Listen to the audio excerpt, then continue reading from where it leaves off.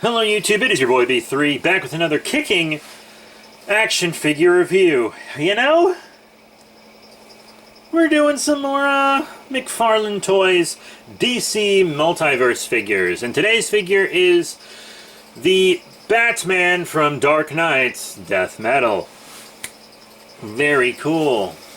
I'm a sucker for characters with scythes. I'm also a sucker for like Scott Snyder, and I love the Dark Multiverse and all that stuff, so really into this. It just says Batman, but you can see it says Dark Knight's Death Metal there, here, there.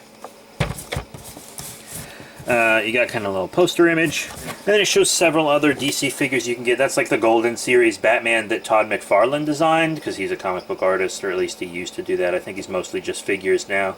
I know he might do. I think he still does Spawn, actually. Never mind.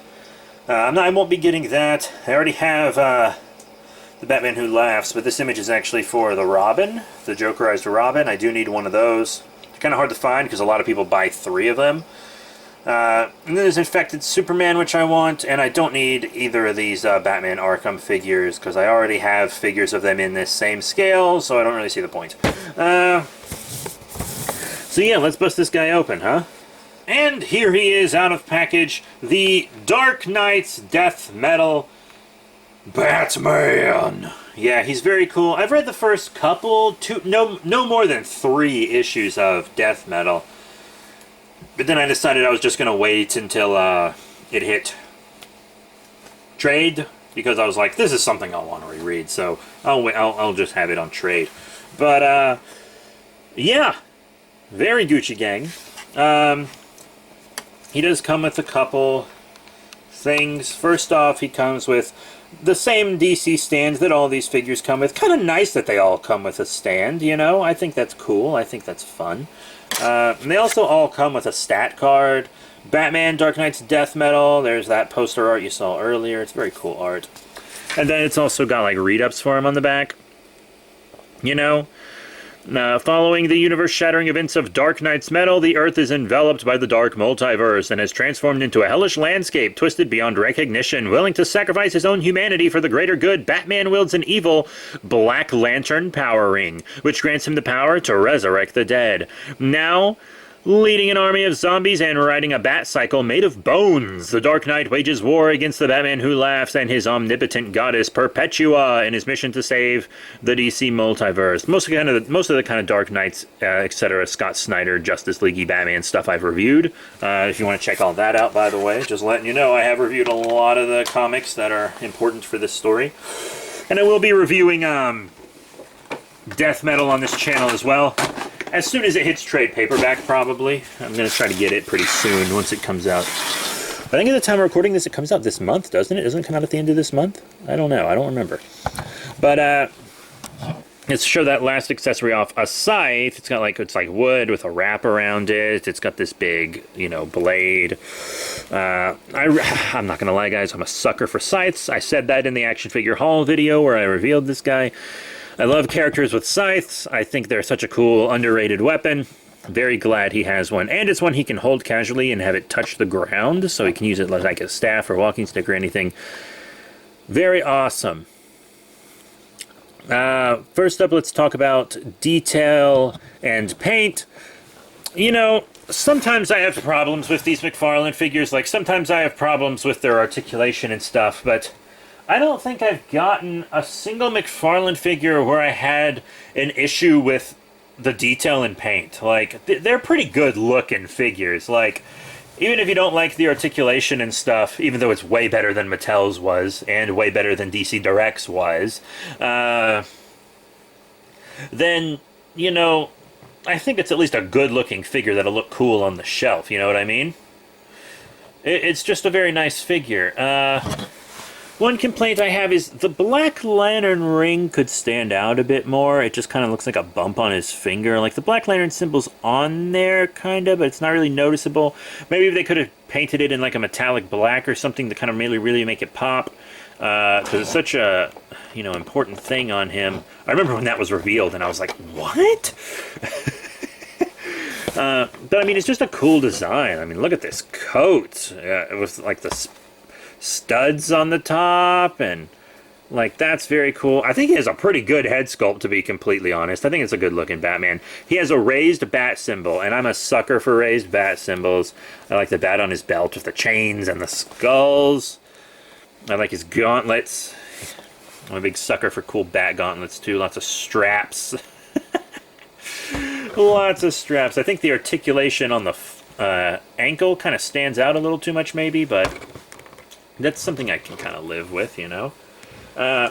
Articulation-wise, mine's a little stiff because he's been in the cold, I'm not gonna lie, but he's got side-to-side on the head, he's got an up and down, as you can clearly see. Once again, arms are pretty stiff, he's kind of got that movement in and out there.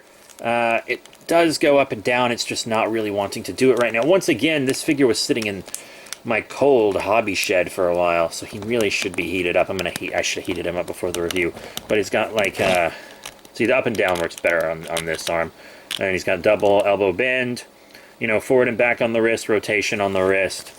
You know, you can kind of see this big joint on the torso here. He's got waist as well, in and out on the legs, forward and back on the legs. That's pretty cool. You got that thick thigh swivel. You have it's just rough double knee bend. Yeah, I'm heating you up after this. Up and down on the foot, ankle pivot, you know, side to side and stuff, and of course you get that toe bend. A little bit of toe articulation. I'm having trouble getting in the stand. He might need his stand. But dang, I mean, look, that's just a cool looking Batman. You gotta admit, that's a cool looking Batman. You can't deny that this is a cool bat outfit, right? You can't deny that. I can't wait till the Wonder Woman comes out. I really want the Wonder Woman. And if they made a Dr. Manhattan Wally West, well, that would honestly make my day. Because the main things the only things I really want to collect from DC, character-wise, I'm actually trying to get out of Batman collecting, but when all the DC figures they make are Batman, and when all the DC events that come out center on Batman, then everything relevant is Batman, so all the figures they make are Batman. Sick of Batman, kinda. As much as I loved Dark Knight's Metal and love Scott Snyder's Batman work, like, can we have a event focused around the Flash or Green Lantern? Because those are really the only two I want to collect. They are. Speaking of lanterns, though, we're going to get into size comparisons, and the first one we're going to show off is a Mattel, right? So here is the Mattel Blue Lantern Kyle Rayner from the 2-pack. Yeah, he doesn't even stand up to this Batman. And we're also going to show a... Oh, Pinhead just fell down here. Hey, Pinhead. Check out my Ultimate Pinhead review. It's a fantastic figure. We also have a DC Icons Blue Beetle. Oh yeah, that's not gonna work. That's not gonna work, boy! And here's our Death Metal Batman with some figures that are in his scale. On the left, we have the DC Essentials Superman, which is a figure that I really liked, actually. I have several DC Essentials that I'm just really into. And on the right, we have another McFarlane. This time it is the Azrael Batman from Batman Curse of the White Knight. You can see they kind of look a little odd together. That's because the Curse of the White Knight has a very recognizable art style. And the art style doesn't flow as well with this guy's art style. But from the comics, I mean. But the figures, I think, look pretty cool together. I'll be displaying them together. I'm just going to display all my DC figures in this scale together, honestly. And they look good. You know, I think they look good together. I think all three of these look good together. So what are my final thoughts on the McFarlane DC Multiverse Dark Knight's Death Metal Batman? It's really cool. While I do think the McFarlane line focuses way too much on Batman. I mean, they gave us Dark Knight's Metal, and then Last Night on Earth, and then they gave us Death Metal, and now we're getting Batman Beyond, and they just only want to give us Batman unless a movie comes out, basically. But I have to admit, the one thing that McFarlane really does right is release relevant figures, right? They release action figures from recent comic book arcs, which is not something that Mattel did, and it's not even really something DC Direct did. Because DC Direct's figures, they were just really releasing classic figures. And I have no problem with releasing classic designs. There are still a few classic designs of characters I need. But, you know, when all these books are coming out, like, remember DC Direct released their Blackest Night figures, like, way after Blackest Night came out. And it was a mess.